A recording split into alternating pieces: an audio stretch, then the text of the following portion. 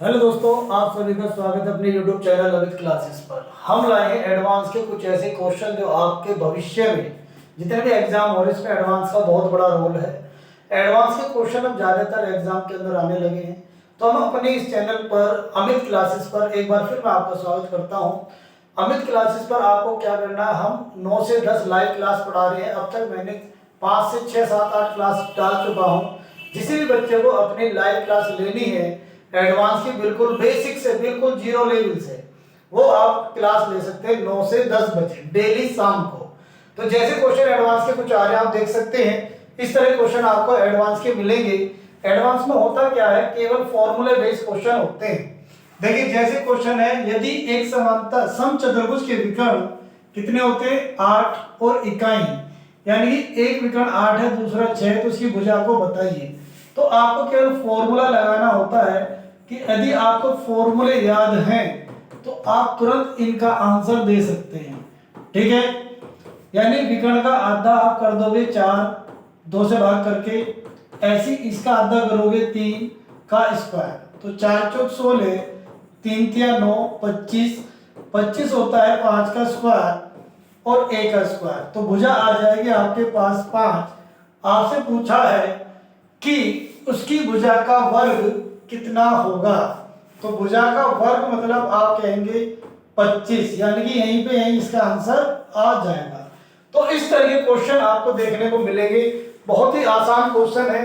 हम next question लेके चलते हैं जो आपको बहुत ही परेशान करते हैं, बहुत ही बेसिक लेवल से क्वेश्चन कराए जाएंगे। तो जो बच्चा हमारी क्लास लेना चाहता है, रात को 9 से 10 बजे डेली अमित क्लासेस पर जाइए, उसे आप YouTube पे डालिए, आपको अमित क्लासेस इन मेरिट कर दीजिए, तो हमारा चैनल आपका आ जाएगा।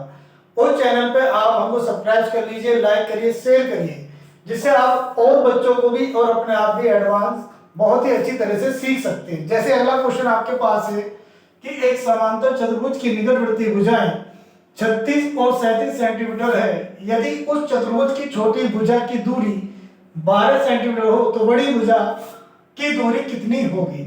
तो सबसे पहले आपको इसकी मैपिंग पता होनी चाहिए।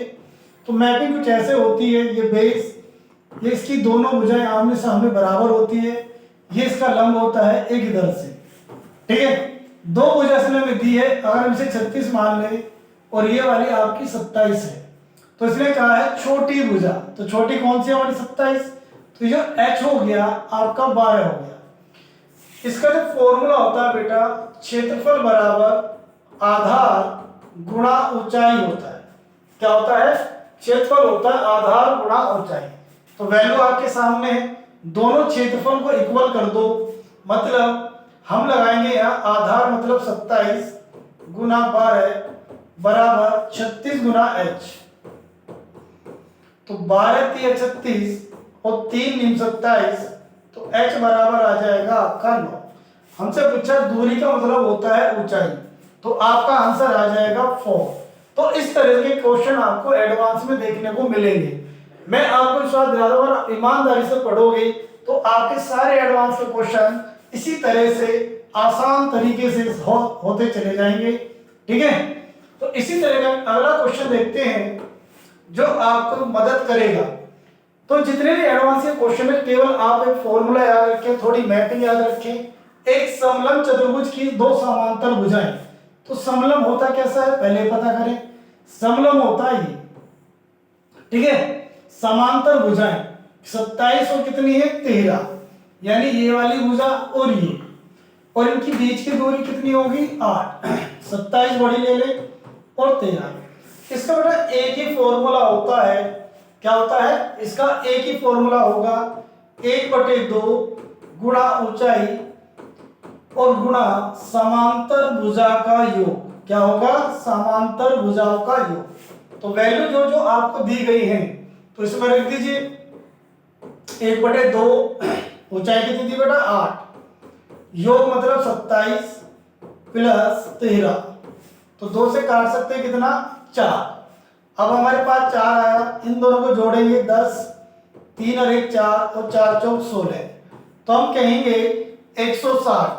अब देखो यहां इसने पॉइंटों में दिया है, तो यानी कि यहां पे क्या करा इसने सेंटीमीटर में दिया है। तो ये जो मैंने निकाला ये सेंटीमीटर में निकाला, तो आपको मीटर में निकालना है तो आपको क्या करना पड़ेगा, इसमें 100 और 100 दो बार भाग देना पड़ेगा। तो यानी जीरो कितनी होगी, 1 2 3 4, तो हम ऐसे लेंगे 1 2 3 4।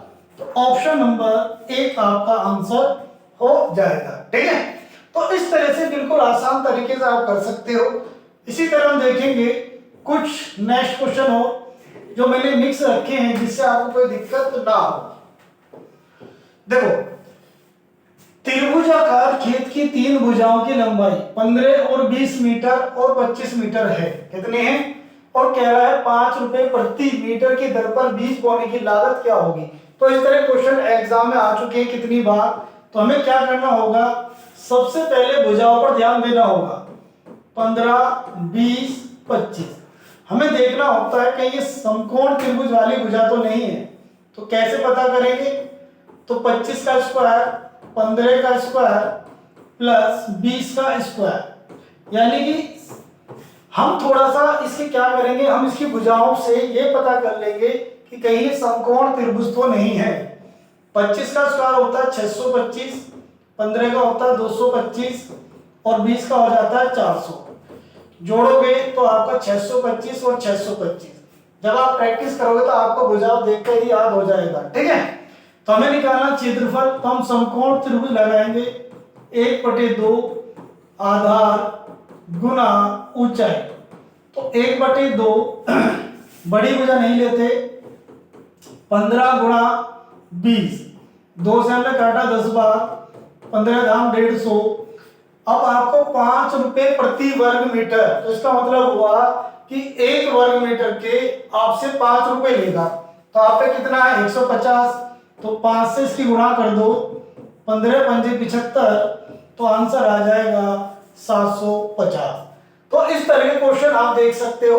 अगर वास्तव में आपको लगता है कि ये क्वेश्चन हमारे समझ में आ रहे हैं तो आप हमारे चैनल को सब्सक्राइब लाइक जरूर करें, और हम आपको इसी तरह की वीडियो आगे भी लाते रहेंगे।